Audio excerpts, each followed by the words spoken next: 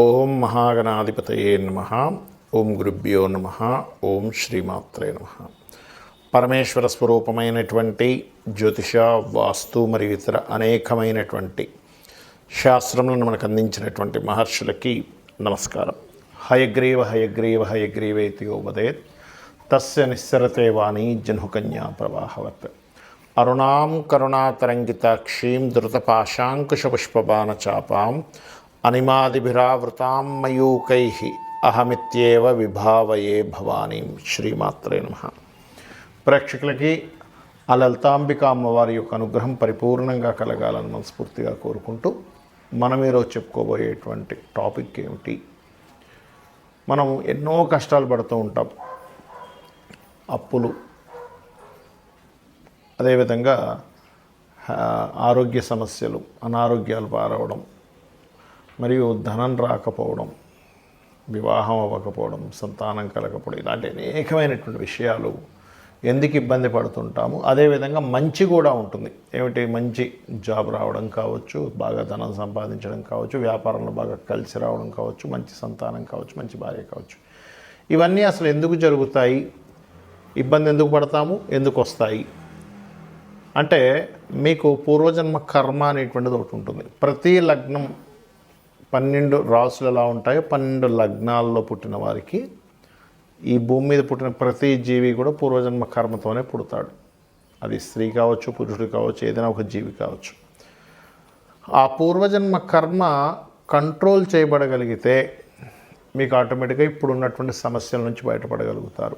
అది ఎలాగ చేసుకోవాలి? ప్రతి లగ్నంలో పుట్టిన వారికి ఆ పూర్వజన్మ కర్మను ఎలా తగ్గించుకోవాలి, పుణ్యాన్ని ఎలా పెంచుకోవాలి అనే విషయాన్ని ఇప్పుడు మనం తెలుసుకుందాం. అయితే ఈ విషయాలు చెప్తుంది నేనైనప్పటికీ కూడా చెప్పిస్తుంది సాక్షాత్ లలిత అమ్మవారిగా భావిస్తూ ఒక్కొక్క లగ్నం నుంచి తెలుసుకుందాం. లగ్నం తెలియని వారు రాశి నుంచి చూసుకోండి.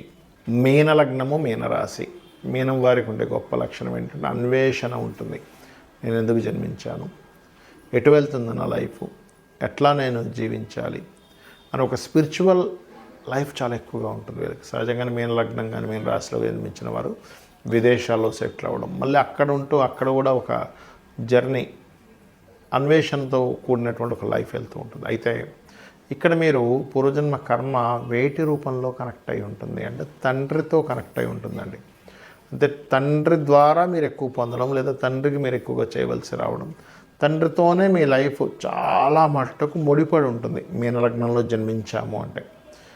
అదర్వైజ్ ఏదైనా ఒక వ్యాపారం పెట్టి ఆ వ్యాపార సంబంధించిన విషయంలో కొన్నిసార్లు రాంగ్ డెసిషన్గా రాంగ్ ఇన్వెస్ట్మెంట్స్ చేయడం జరుగుతూ ఉంటుంది. సమ్ టైమ్స్ అది మీ లగ్నం నుంచి 6వ స్థానంలో రవి స్థానంలో ఉండే గ్రహాలు, లేదా మీ లగ్నం నుంచి లాభస్థానంలో మకరంలో ఉండే గ్రహాలు దాన్ని రూల్ చేస్తూ ఉంటాయి. మరి ఇప్పుడు మీ లగ్నాత్ పంచమ స్థానంలో గనక గ్రహం ఏదైనా ఉంది అన్నప్పుడు ఆ గ్రహానికి సంబంధించి ఉపాసన చేసుకోవాలి. లేదంటే ఏ గ్రహము లేదు, పంచమంలో పంచమాధిపతి ఉన్నాడు, పంచమ సంబంధించి చేసుకోవాలంటే రాజరాజేశ్వరి అమ్మవారి యొక్క ఆరాధన. మాకు మొత్తం స్తోత్రాలు తెలియదు, ఆరాధన అంటే చాలామంది కన్ఫ్యూజన్, ఏం చేయాలనుకుంటారు. ఏం లేదు, ఆరాధించడము, అమ్మవారిని భక్తి శ్రద్ధలతో పూజించడము, పంచోపచారాలతో పూజిస్తే సరిపోతుంది. మీరు దానికి పెద్ద ఏం చేయాలో అని భయపడాల్సిన పని ఏం లేదు. ఇక్కడ మీరు ఓం రాజరాజేశ్వరీ దేవి అయి నమః అనే మంత్రం అద్భుతంగా పనిచేస్తుంది మీకు.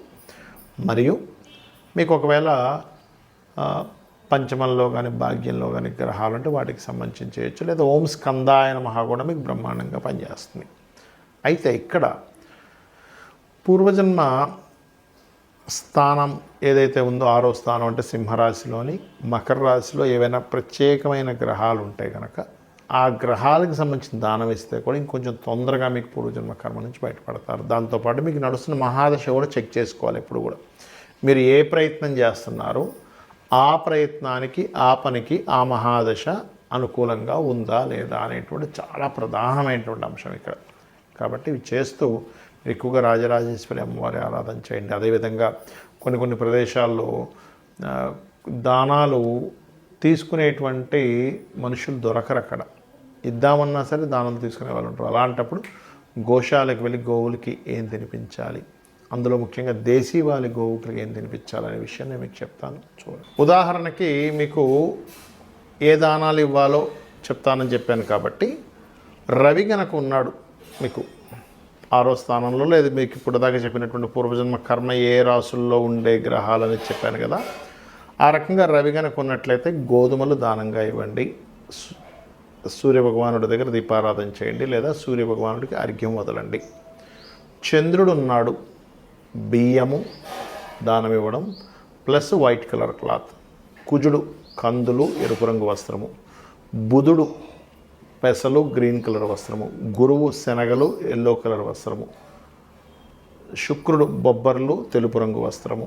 శని భగవానుడు మనకి నీలం రంగు వస్త్రము, తెల్ల నువ్వులు ఇవ్వచ్చు, నల్ల నువ్వులే ఇవ్వాలని రూల్ ఏం లేదు, నువ్వులు ఇవ్వడం ప్రధానం అక్కడ.